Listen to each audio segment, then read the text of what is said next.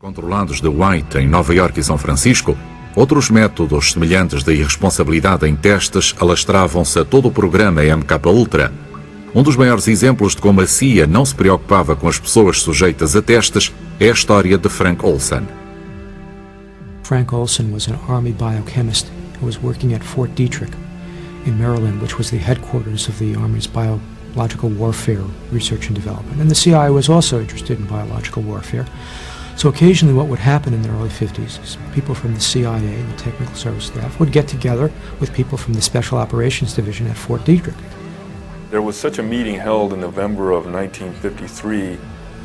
Early on in this meeting, there was a cocktail party at which the cocktails were spiked with LSD. And my father was one of the people who drank a cocktail. That evening, after the cocktail hour, my father was scheduled to give some kind of a scientific presentation. And in the course of this presentation, he was told, "You have been drugged with LSD." And my father became disoriented and apparently concerned, to say the least. Durante os 3 dias seguintes, a reação de Olson à droga intensificou-se e ele ficou cada vez mais perturbado. Temendo exposição, a CIA decidiu levá-lo da sua família a um médico contratado para o MKUltra, em Nova York, de forma a ser examinado. Foi acompanhado por Robert Lashbrook, um oficial da CIA. Passados 6 dias de exames, Olson chamou a família para os informar que regressaria na manhã seguinte. Esse foi o último contacto que a família recebeu dele. According to the conventional account given by Robert Lashbrook, the two of them had a rather quiet evening in the hotel room, went to bed early, fell asleep, and then sometime shortly after midnight, Lashbrook was wakened by the sound of crashing glass.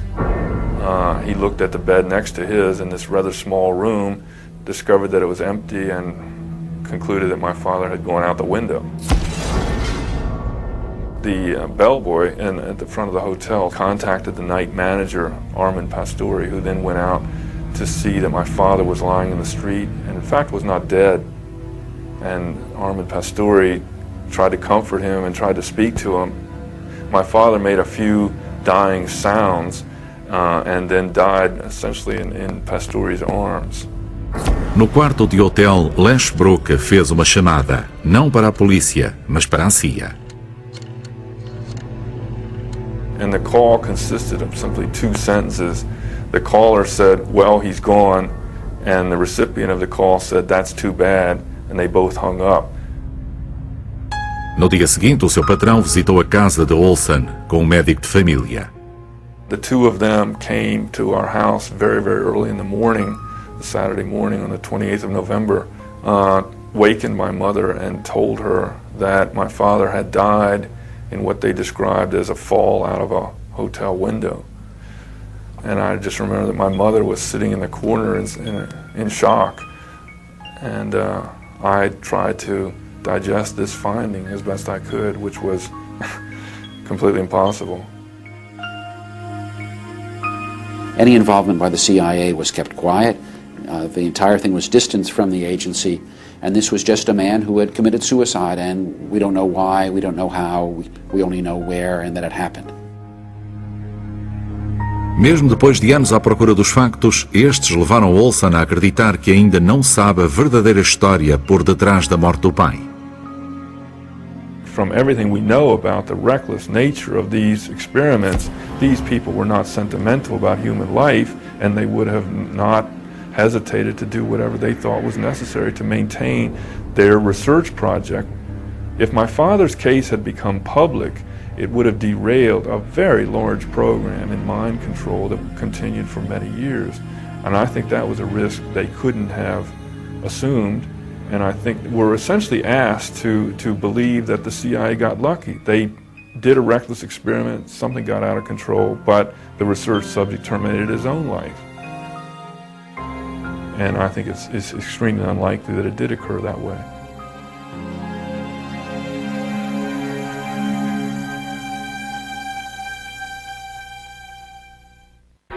A CIA via a morte de Olson como um pequeno revés na experimentação de controle mental, mesmo depois dos próprios advogados da CIA terem concluído que tinham demonstrado um desrespeito completo pela vida humana. That was a time when the agency could have said and should have said, this stuff is very dangerous. We can't go around giving it to people who don't know about it. We can't take the chance. If we're going to study defensive purposes, we have to find another way, but it can't be this way. Em vez disso, uma carta de reprimenda foi emitida, o que no fundo significava que nada iria acontecer, e a CIA escolheu em desafio continuar a aumentar a sua investigação sobre o controle mental. Sidney Gottlieb, chefe do projeto MKUltra, elegeu o Allen Memorial Institute no Canadá como local ideal para a próxima e mais agressiva geração de experiências de controle mental. Esta estrutura escura e sombria, também conhecida por Ravenscraig, transformou-se numa casa de horrores psicológica, sob a supervisão de um dos médicos mais famosos do mundo na época, o Dr. Ewen Cameron. The story of Dr. Ewen Cameron is one of the most tragic, but one of the most clearly visible stories of what happened during the mind control experimentation days. Usando cidadãos canadianos como cobaias, sem que estes o soubessem, Cameron desenvolveu um novo método que interessou aos investigadores do MKUltra e à comunidade canadiana de serviços secretos. Foi contratado pela CIA e pelo governo canadiano para continuar a explorar um tratamento denominado imposição psíquica.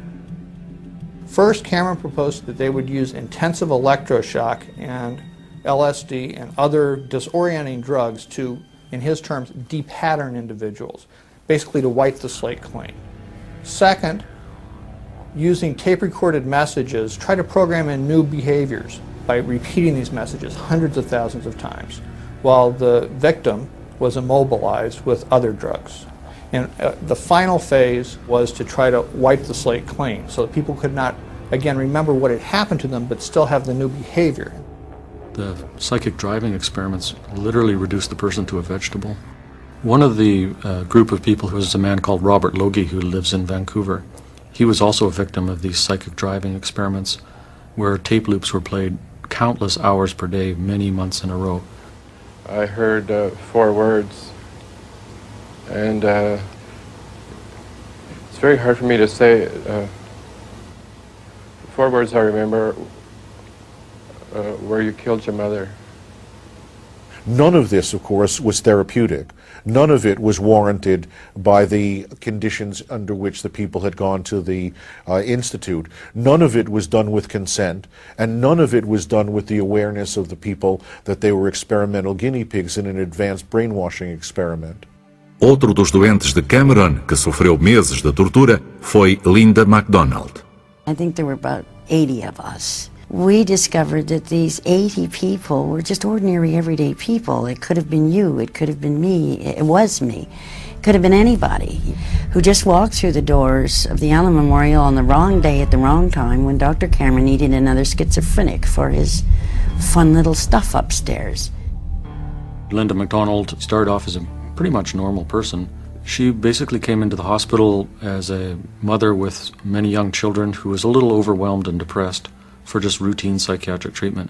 And 3 weeks after I was there, I was shipped up to the sleep ward. And I came out of there a vegetable 5 months later. By the time someone was in the sleep room, the ability of that individual to remember or describe what happened to them was very limited. So the descriptions that there are from nurses and from other people who worked at the facility, and their descriptions are, to quote one, like something out of Dante's Inferno. Dentro deste inferno, os doentes eram sujeitos a terapia de choque, que ia muito para além das linhas de orientação profissional que ditavam um máximo de 4 a 8 tratamentos. I received a total of 109 electroconvulsive shock treatments. In less than 5 weeks, I had 86 straight comatose days where I was completely out of it. The purpose for all of this was to wipe my memory, to take a life, to wipe it completely clean. So I would not have a memory ever.